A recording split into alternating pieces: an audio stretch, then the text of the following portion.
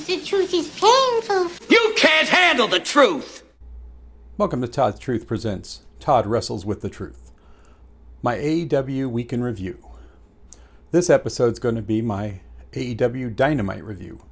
Dynamite takes place every Wednesday night at 8 p.m. on TNT. The first match of the night is the return and debut in AEW of Christian Cage.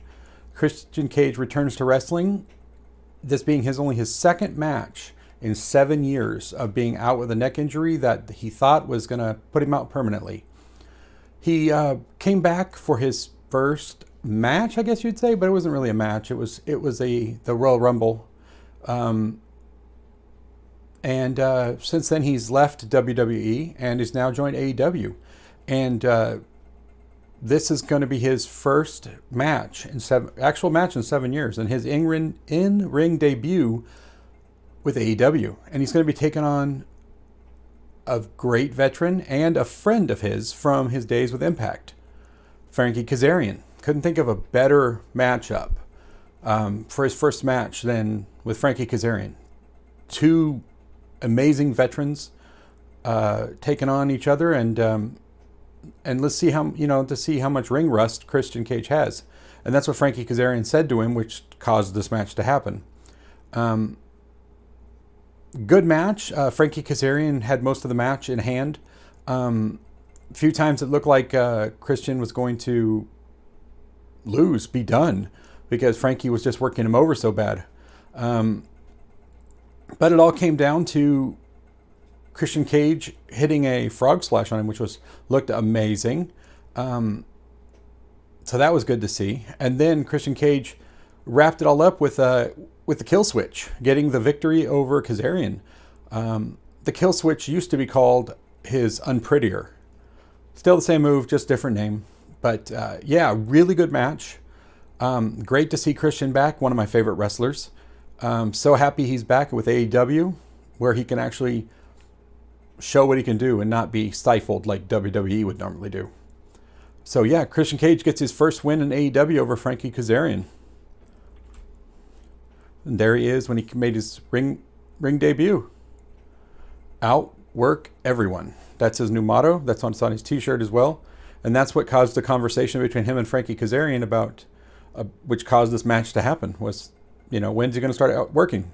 So this was his first match back. Great match. He got the win. I would highly recommend watching this match. Then there was a video package airing with Sting and the TNT champion Darby Allin. The champ told Matt Hardy that he would have to earn his respect because his money didn't mean S-word to him. Another one of these little, movie setting video packages. Then we went on to the highlights for Jade Cargill played. Jade Cargill talked more trash about Red Velvet, The highlights weren't much because she's only actually had one match yet. Maybe two, I think. In AEW. So, short highlight reel. And then in the next match of the night was supposed to be an exhibition match between Cody Rhodes and QT Marshall. QT Marshall's been having a heel turn lately. So, another heel turn for another guy. Another one is Scorpio Sky doing heel turn. So, a lot of heel turns going on right now. But with Arn Anderson as the special guest referee for this match. Well, the match went on, and QT kept trying to go after the hurt shoulder of Cody. Cody kept out wrestling him because, Cody's better, way better. At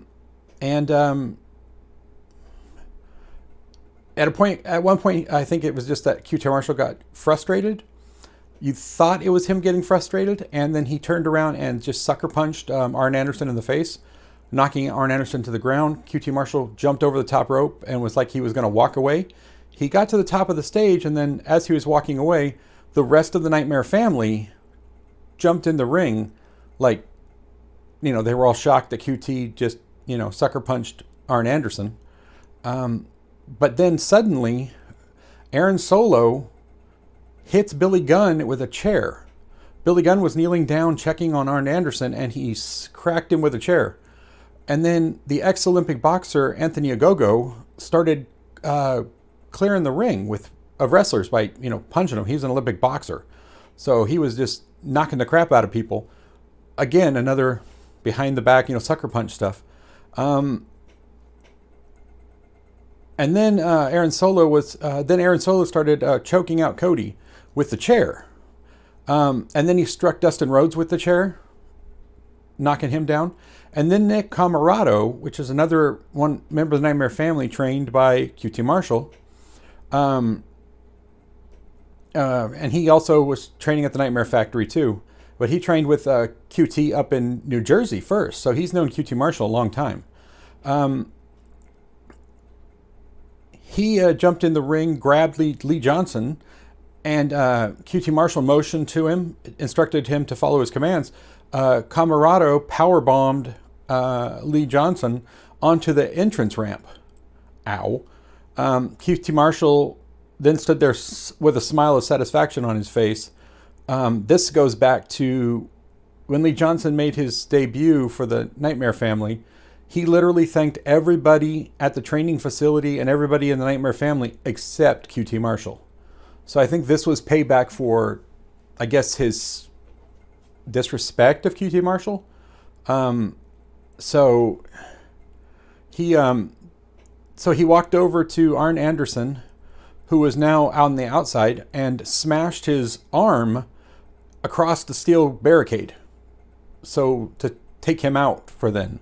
And then he hits. Then they help him get Dustin Rhodes, and then he hits Dustin Rhodes with a pile driver on the steel ring steps. Again, ow. Then QT ordered Solo and Ogogo to get Cody. They held Cody while Ogogo dropped him with a left hook. They rolled Cody up to QT Marshall. QT Marshall put him on the stairs, put his arm on the stairs, the steel steps, and he was going to hit him with a chair to take that shoulder out completely. But Red Velvet ran out and pleaded with QT to stop and wouldn't move. So apparently he does have a line. He's not going to hit a girl with a chair. So they, QT Marshall, Camarado, a Solo, and a Go-Go all left. And interestingly, they left through the villain tunnel. So if you know anything about AEW, there's the good guy tunnel on one side, and then there's the villain tunnel on the other side. Well, they left through the villain tunnel, where they all came out through the good guy tunnel.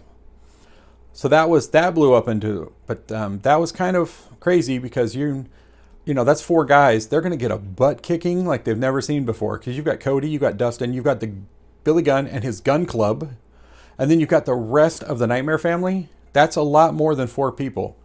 I think they're going to come after him pretty hard, and they're probably going to deliver a giant butt kicking, which I would like to see. That'd be pretty damn funny, actually.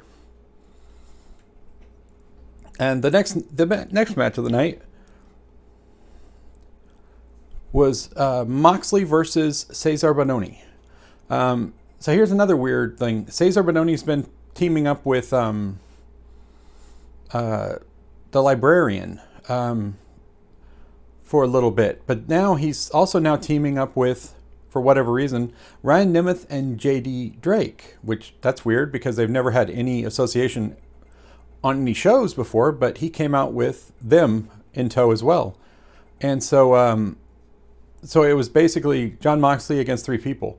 Cesar Bononi's a great wrestler, big wrestler. I mean, he's pretty tall and pretty big. So this was a great match.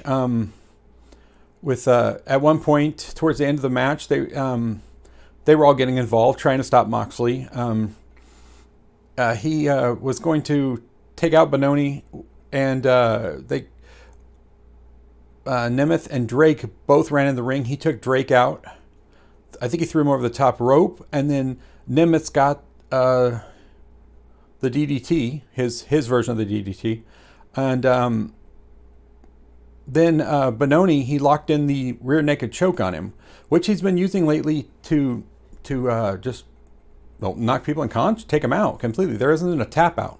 He chokes them out till they pass out, and that's what he did here. And Bononi, he got him in it. He dropped to the mat, and he just cinched it in. And he lost consciousness, and the referee had to stop the match, and the winner was Jon Moxley. Then there was a promo, I guess, with Ethan Page and Scorpio Sky from what happened on the other episode, I believe it was Dark, and where Scorpio Sky and Ethan Page is now teamed up. And they were saying that they were going to take everything and anything they want, and it starts this Monday on Elevation. So where they're going to be teaming up to face Matt and Mike Sydal after their match where Scorpio Sky refused to release the ankle lock. So it's going to be on Elevation on Monday. So everybody watch that match because it's going to be good. And then Dasha was backstage to interview Red Velvet. Red Velvet got just a minute or two into her interview and got attacked, ambushed from behind by Jade Cargill, which is usually how these people work because, they won't attack you from the front because, they're too scared to do that. But yeah, she attacked him again from behind, gave her a beat down a little bit and then left. And then it went to MJF's gift to the Pinnacle. After they attacked and did a beat down on the Inner Circle, the Inner Circle hasn't been around for a few weeks now, I think. A couple weeks, few weeks, something like that. This was MJF's gift to them. He got them a big locker room, group locker room. He had a stylist there to make them all new suits and whatever they wanted. He had them said he had an interior designer coming to redo the locker room to make it better for their status within AEW. And then he made a comment about, and we need to get somebody in here to figure out what that stink is in the bathroom. So he walked over to the bathroom door, opened it, and this is what he sees. The Inner Circle standing there looking pissed off. So he quickly closes the door, tells everybody we have to get out of there. And he runs over to the main door and opens it. And before he can even make a noise, he gets punched right in the face. And he's an MMA fighter, so he punched MJF pretty good. And he can really fight. So, that's a big difference than taking a punch. But he can actually hurt you. So then the people went, oh my gosh, in the room and the Pinnacle to move towards Swagger, and the bathroom door bursts open and the rest of the Inner Circle runs out and starts attacking him. And this time they got the drop on him and they just started pounding the crap out of him. They broke off. They beat up every member of the Pinnacle. Sean Spears got his head slammed in a metal door. Proud and Powerful beat the crap out of they even went after Tully. I mean, they beat him up too. It was like, man, they just went crazy. And then while this was going on, Jim Ross says the Inner Circle's taking out the trash, which was the Pinnacle. And then when it was all over, this is what they looked like. So they took back the dressing room. They said, this is our dressing room, and a few choice words. And then slapped tore the Pinnacle name off the dressing room and put their Inner Circle name back up. And then while this was going on, it was a big brawl. I mean, yeah, it was bad. It was. I mean, the Pinnacle got their butts kicked. But Chris Jericho was beating up MJF, and at one point he shoved his face in a toilet and then flushed it, gave him a swirly. Then he dragged him out of there. And he said things are going to get much worse, which is the same line he used when he said it to Shawn Michaels when they were brawling in WWF, I think it was. And then he took his head and shoved his head through a vending machine. So that was some pretty bad stuff. You can see blood all over his shirt there, and yeah. So next week, the Inner Circle's return. Actually on Dynamite I hope they just come back and beat the crap out of the Pinnacle again. That'd be funny.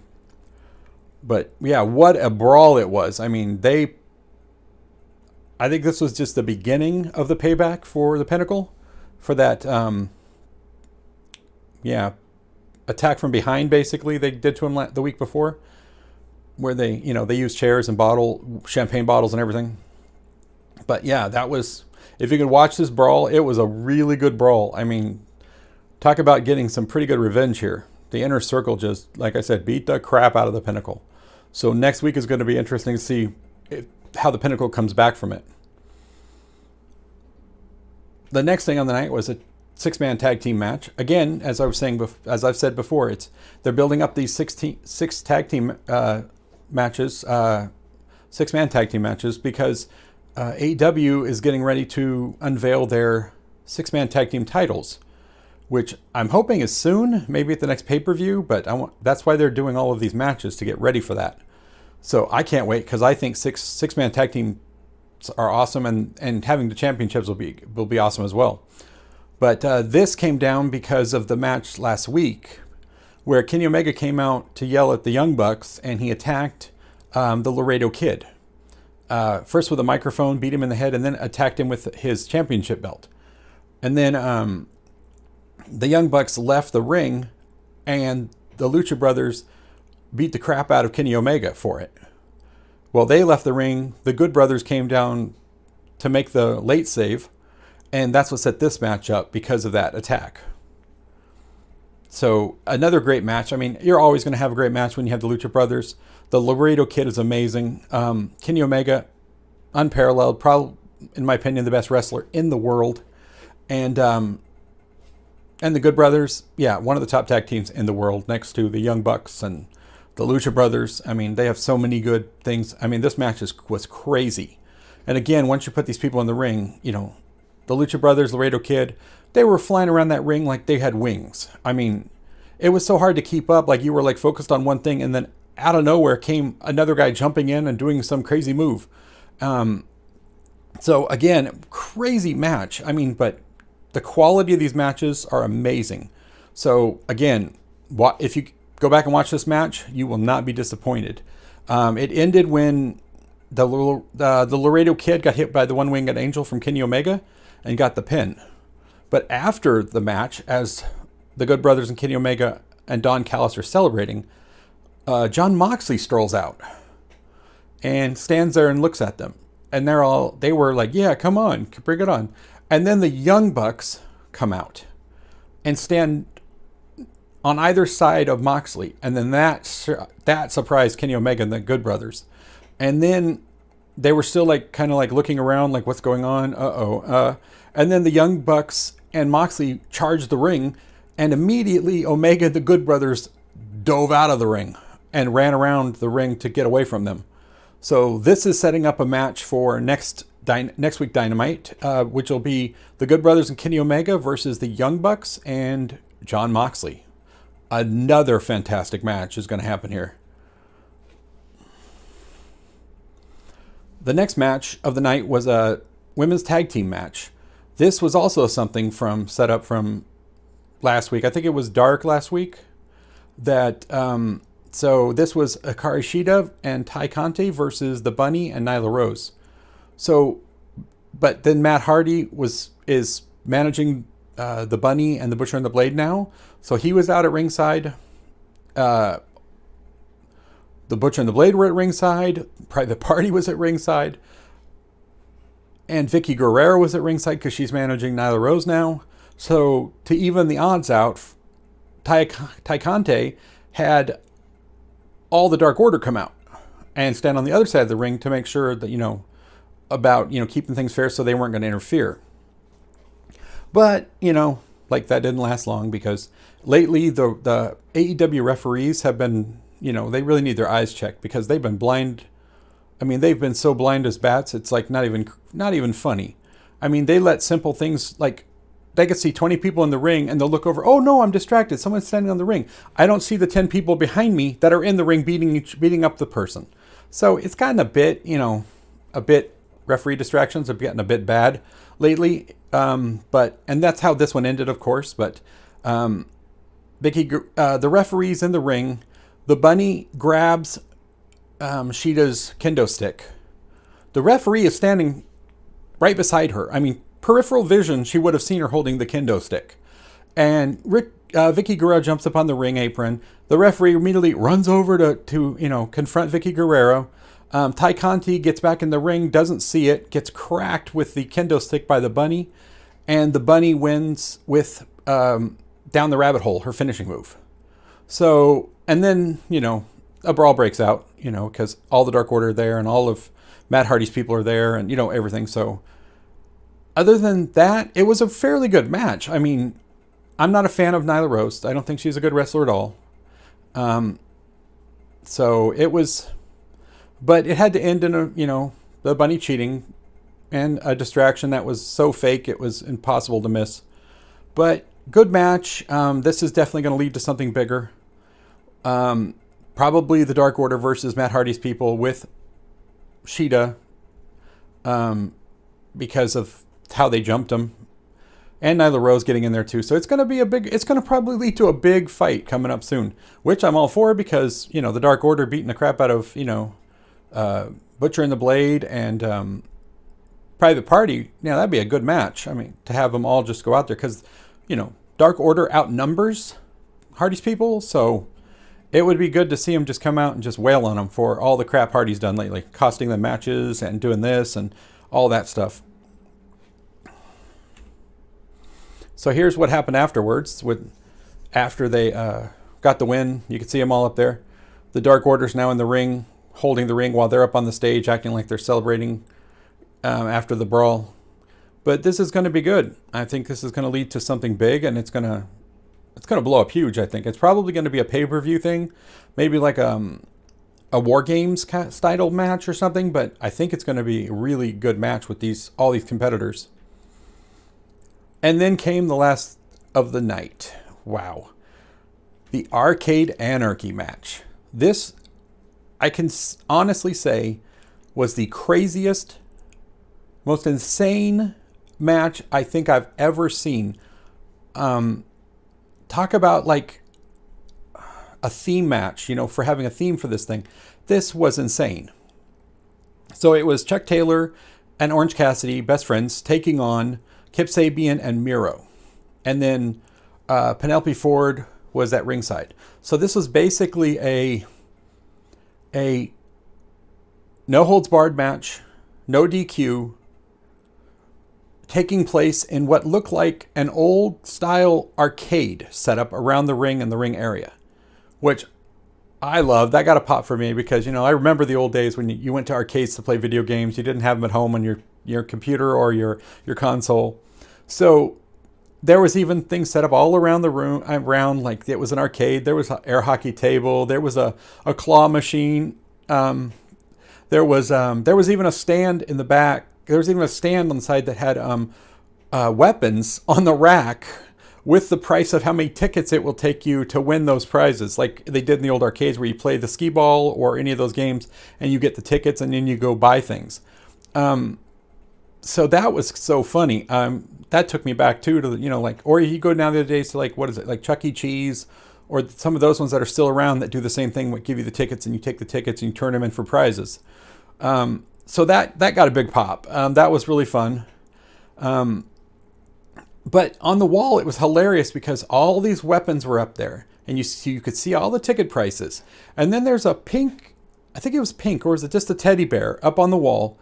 And it had the highest price for tickets on it over all of these weapons on the wall. So that was funny, which will come into the match later. But so it turned into a big brawl. People were just attacking each other, using the arcade machines as weapons. One point, Chuck Taylor jumps off of one of the arcade machines. Like he got on the back, ran up the back of it, and jumped off of the arcade onto Miro. Then they were took out Kip Sabian for a minute, and then they were both attacking Miro, but Miro's a beast, man. In AEW, they're using him the right way because he is just a monster. They would beat him down for a minute. He'd fight his way back, and then take them out, beat him down again. It was a really good back and forth. And then while they're fighting, Orange Cassidy was fighting Miro. Chuck Taylor was fighting with Kip Sabian, and he grabbed that teddy bear. And I was like, what has it got, like a brick in it or something? He's going to hit him with it, and then it's going to be a brick inside or something like that. But no, even worse than Brick in the teddy bear. He rips the teddy bear open, and then I'm thinking, oh, he's ripping it open. Oh, no, it's going to be thumbtacks. Because, this is a no-hold-barred, no DQ match. So I'm like, oh, no, it's going to be thumbtacks again. No, it was worse than thumbtacks. He poured out Legos into the ring. And I went, oh, my God, no. I'll take the thumbtacks.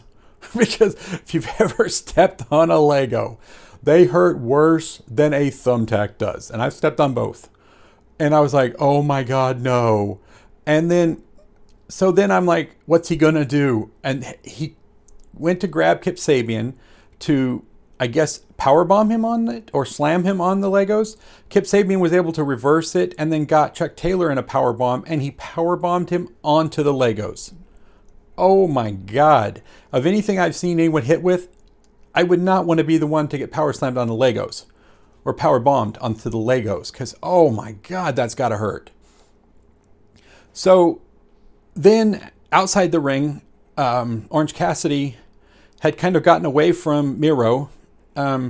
So Penelope Ford decided to get involved in the match, and she took her belt off and was about to hit Orange Cassidy with the belt, when the claw machine is right there. Out of the claw machine, inside the claw machine, pops up Chris Statlander, which I died laughing because she's called the Alien.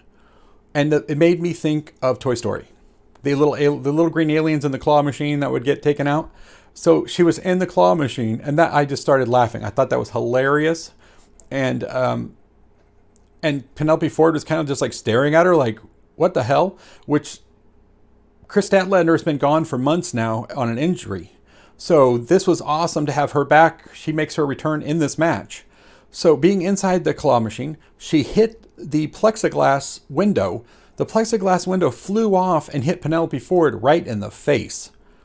I mean, I don't even think she got her hand up fully in time to help, but that thing just crashed right into her face, which sent her reeling back. Chris Statlander got out of the machine and attacked Penelope Ford, while Miro came back after Orange Cassidy. And then Penelope Ford and Chris Statlander are fighting. And Chris Statlander picked up Penelope Ford and slammed her on the ring apron, which, as everyone knows, is the hardest part of the ring because it has no protective padding. So, and then from the side of the ring, there's Chris Statlander inside of the claw machine. And you can see the plexiglass in front of her. She hit that, and it flew, like I said, it flew right off and hit Penelope Ford right in the face. And then, on the big screen, Sue's minivan drives up. And Trent jumps out. And his mom gives him a kiss. So that's 2 returns in one match. Trent was also out for a few months now, healing a torn pec, I believe. So now we got 2 returns in one match. Chris Statlander and Trent. That's amazing to have them both back. So then after, like I was saying, after Statlander, she picks up Penelope Ford and does a spinning power bomb off the apron onto an air hockey table. Ow. So Penelope Ford was pretty much done. She got wiped out by that. And then, so it ends by Trent did a spear on Miro through a table. And then Chuck gets Sabian and does a running power slam through the stage for the 1, 2, 3. So they all got in the ring. They hugged. Then they pointed at Chris Statlander to come and join the hug. And then she did, as you can see in this picture. And then they were saying that she was now part of the best friends. Then they all turned to the screen that was on the side there and gave a thumbs up to Trent's mom, who then gives them all a thumbs up back. This was the craziest match, like I said, I think I've ever seen. And having Trent back and being driven back up to the arena by his mom, that was awesome. And having Chris Statlander back, that's awesome. 2 returns in one match, and then they kicked butt. So we'll see where this goes, but this should end this feud that's been going on now, because that was a pretty substantial win, and all three, Kip Sabian, Penelope Ford, and Miro all got taken out. So hopefully that will end this feud, and then we can, move on to what's next. Well, that was my review of AEW Dynamite. Another great episode. I mean, all three of these shows, Dark Elevation, Dark, and Dynamite, for the past few weeks now, have just been running on all cylinders. I mean, they've been excellent. Just a few minor hiccups here and there, but I mean, their shows are just blowing it out of the water with everything. So I recommend, watching these shows. And like I said, Dynamite was an excellent show. No complaints here. I mean, this was top to bottom a really great show with that amazing match finish, the Arcade Anarchy. I'll see you next week for my next AEW Week in Review.